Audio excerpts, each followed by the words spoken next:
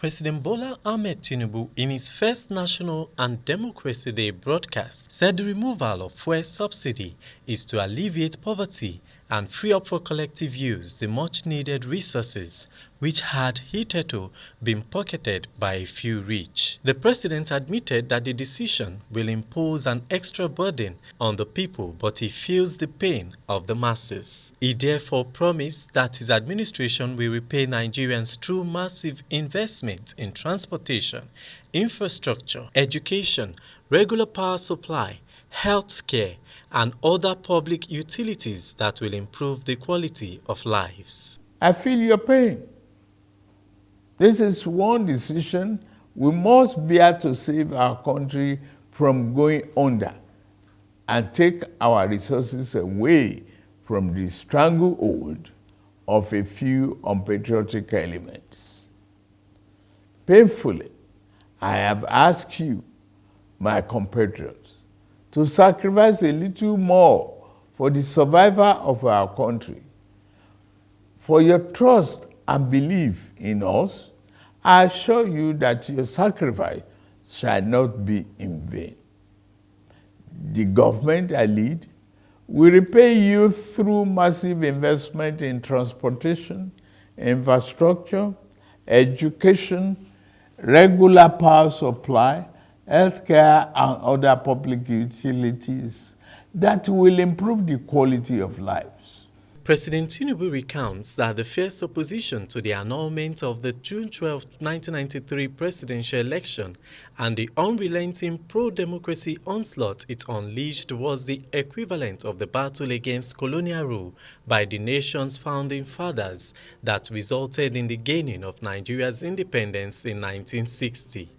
The president said the democracy MKO Abiola died for is one that promotes the welfare of the people over the personal interest of the ruling class, and one where the governed can find personal fulfillment and happiness. Tinubu added that Nigerians must never take this democracy for granted and forever jealously guard and protect it like a precious jewel.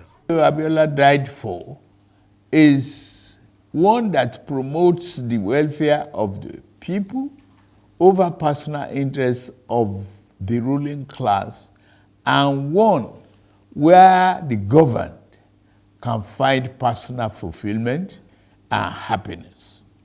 That is the hope MKO Abiola ignited throughout our country in 1993.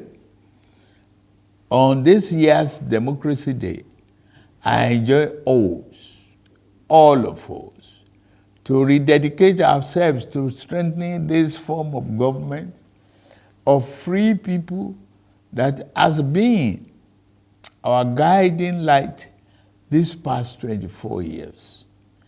In particular, those of us who have been privileged to elect into public office at various levels in both the executive and legislative arms of government, must recommit ourselves to offering selfless service to the people and delivering concrete democracy dividend in accordance with our electoral promises.